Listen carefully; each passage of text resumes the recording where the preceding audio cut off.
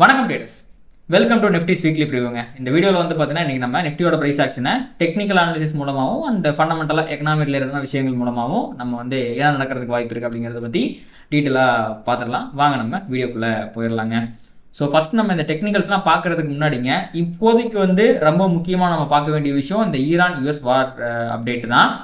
எல்லாத்துக்குமே தெரியும் நினைக்கிறேன். ஓமன் ஈரான் பேச்சுவார்த்தை நடத்தி இப்போ வந்துருங்க இப்போதைக்கு வந்து சைட் ஆஃப் இன்னைக்கு நாளைக்கு ஓப்பன் ஆகுதுங்கிற மாதிரி பேசிக்கிட்டு இருந்தாங்க. இப்போ அதில் ஒரு முடிவு எட்டப்பட்டு விட்டது. அது என்ன அப்படின்னா, ஈரானுக்கும் ஓமனுக்கும் டீல் ஓகே அப்படின்ட்டாங்க. அப்போ சைட் ஆஃப் ஹார்மஸ் திறக்கணும்ல, அதுதான் கிடையாது.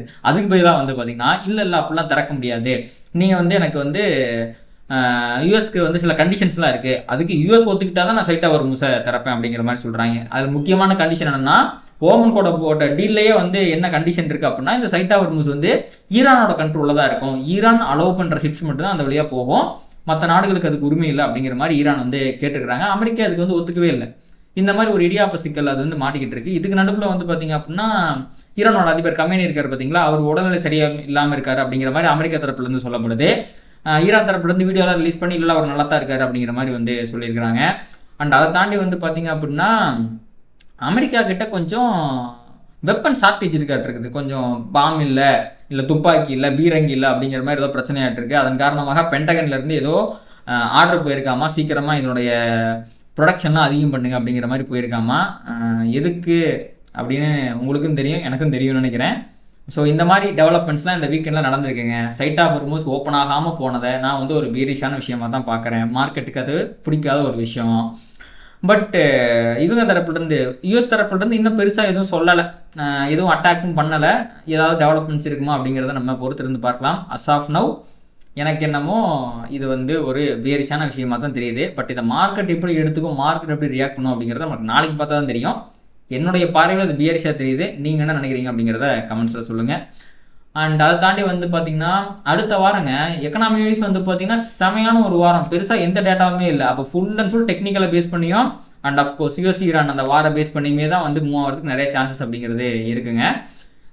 பார்த்திங்கன்னா உங்களுக்கு ஃப்ரைடே மட்டும்தான் நம்மளுக்கும் சரி யூஎஸுக்கும் சரி சர்வீஸ் அண்ட் மேனுஃபேக்சரிங் பேமே அப்படிங்கிறது வருது. இதை தாண்டி நம்ம பெருசாக ஆல்ட்டிக்கு தேவையில்லை, ஃபுல்லாக டெக்னிக்கலை மட்டும் ஃபாலோ பண்ணால் போதும். அண்ட் இந்த வீக்கெண்ட்லைங்க ஃப்ரைடே அன்னைக்கு எஸ்பிஐ வந்து பார்த்திங்க அப்படின்னா ரிசல்ட்டு கொடுத்துட்டாங்க. அந்த மார்க்கெட் டைம்லேயே தான் கொடுத்துருந்தாங்க. ரிசல்ட் வந்து நல்ல ரிசல்ட்டுன்னு நினைக்கிறேன். ஸ்டாக்கோட 3% அதிகமாக போயிடுச்சு அப்படின்னு சொன்னாங்க. அடுத்து ஹிண்டால்கோவும் வந்து ஃப்ரைடே எனக்கு ரிசல்ட் கொடுத்துருக்காங்களாட்டிருக்கு. நான் அதை இப்போ தான் செக் பண்ணேன். அதுவும் செம்மையாக போயிருக்காட்டிருக்கு. ஸ்டாக் வந்து 2% மேலே போயிருக்கு. And I think on closing பேஸில் 3% மேலே பாசிட்டிவாக இருந்துச்சுன்னு நினைக்கிறேன். அண்ட் டைட்டன் வந்து இப்போ வீக்கெண்டில் தான் சொல்லியிருக்கிறாங்க. ஸோ இதுவுமே பீட்ஸ் த எஸ்டிமேட்ஸ் தான் சொல்லியிருக்காங்க. ரெவன்யூ அப் 25% சொல்லியிருக்காங்க. பட் இந்த ரிசல்ட் நல்லா வரும்னு அவனுக்கு ஆல்ரெடி தெரிஞ்சிருக்கு. ஏன்னா பிஸ்னஸ் அப்டேட் ஆல்ரெடி சொல்லிட்டாங்க. ஏன்னா அந்த ஸ்டாக் நான் ரொம்ப க்ளோஸாக ஃபாலோ பண்ணிருக்கேன். அந்த பிஸ்னஸ் அப்டேட் வந்ததுக்கப்புறமே கிட்டத்தட்ட அது வந்து 20% பக்கம் மேலே போயிட்டான்னு நினைக்கிறேன்.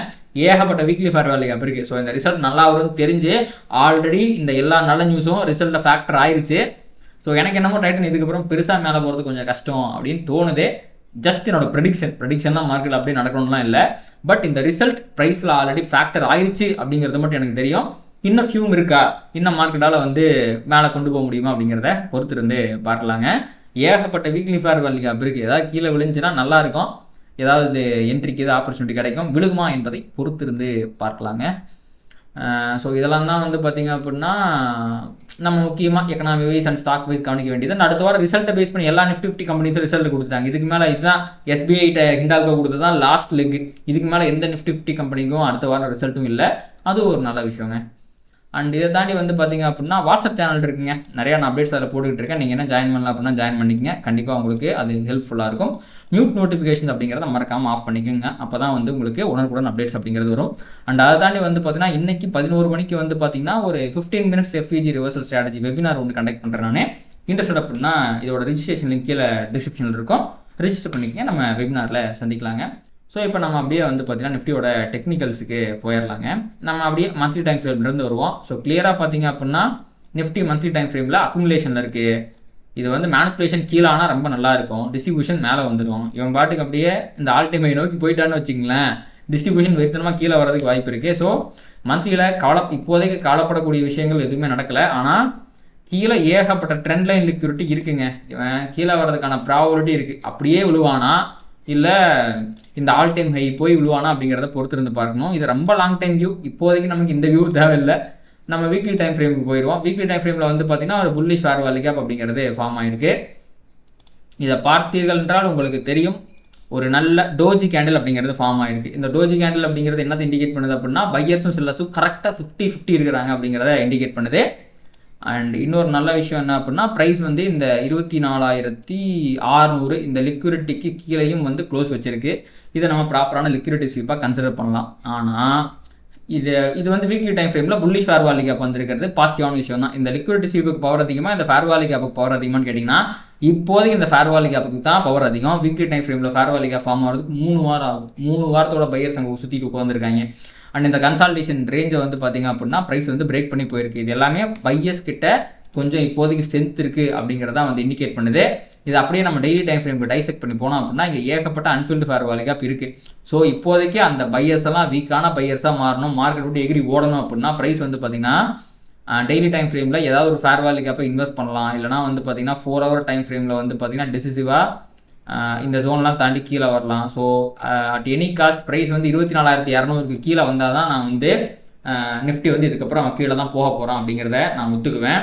இங்கே வந்த பையர்ஸ்க்கெல்லாம் பவர் தீர்ந்து போச்சு அப்படிங்கிறத நான் வந்து நம்புவேன். அது வரைக்கும் வந்து பார்த்திங்கன்னா மார்க்கெட் பை அண்ட் டிப்பில் தான் இருக்குது. அவன் கீழே வந்தான்னா மேலே போகிறதுக்கு தான் அதிகமான வாய்ப்புகள் இருக்குது அப்படிங்கிறது தான் என்னோடய வியூவாக இருக்கும். ஏன் அந்த 24,200 வந்து நான் தேர்ந்தெடுக்கிறேன் அப்படின்னா, வீக்லி டைம் ஃப்ரேமோட ஃபேர் வேல்யூ கேப்புக்கு கீழே போயிடுறான். அந்த 24,272 அப்படிங்கிறது வீக்லி ஃபேர் வேல்யூ கேப் இருக்குது. அவ்வளோ தூரம் மட்டும் போனால் பத்தாது, இன்னும் கொஞ்சம் கீழே போகணும், டெசிசிவாக கீழே போகணும். ஸோ இந்த ஸ்விங் பாயிண்ட் லிக்விடிட்டிக்கு இது போய் உடைக்குது. 24,200 உடச்சி அதுக்கப்புறம் பியரிஷாக ஃபேர் வேல்யூ கேப் போட்டு அதுவுமே ரெஸ்பெக்ட் ஆகணும். அப்போது இங்கேருந்து ப்ரைஸ் வந்து ஒரு 400 பாயிண்ட் அளவு கீழே விழுந்தாலும் அவன் வந்து மேலே வர்றதுக்கு தான் அதிகமான வாய்ப்பு இருக்குது அப்படிங்கிறது தான் பொசிஷனெல்லாம் என்னோட வியூங்க. ஸோ இந்த வாரத்துக்கான மிக முக்கியமான சப்போர்ட் அப்படிங்கிறது 24,200 தான். 24,200க்கு மேலே மார்க்கெட் இருக்கும்போது சப்போஸ் ஏதாவது ஃபால் வந்துச்சு அப்படின்னா கண்டிப்பாக பை அண்ட் டிப்பில் மார்க்கெட் மேலே போகிறதுக்கு தான் அதிகப்படியான வாய்ப்புகள் இருக்குது. இதை சப்போர்ட் பண்ணுற விதத்தில் 1 hour டைம் ஃப்ரேமில் நம்மளுக்கு என்ன ஃபார்ம் ஆயிருக்கு, ஒரு ஏஎம்டி ஃபார்ம் ஆயிருக்கு. ஒரு நல்ல பிரேக் அவுட்டை கொடுத்து கன்சால்டேட் ஆகிட்டு இருக்காங்க. இந்த கன்சால்டேஷனோட முக்கியத்துவம் என்ன அப்படின்னா ரொம்ப முக்கியங்க.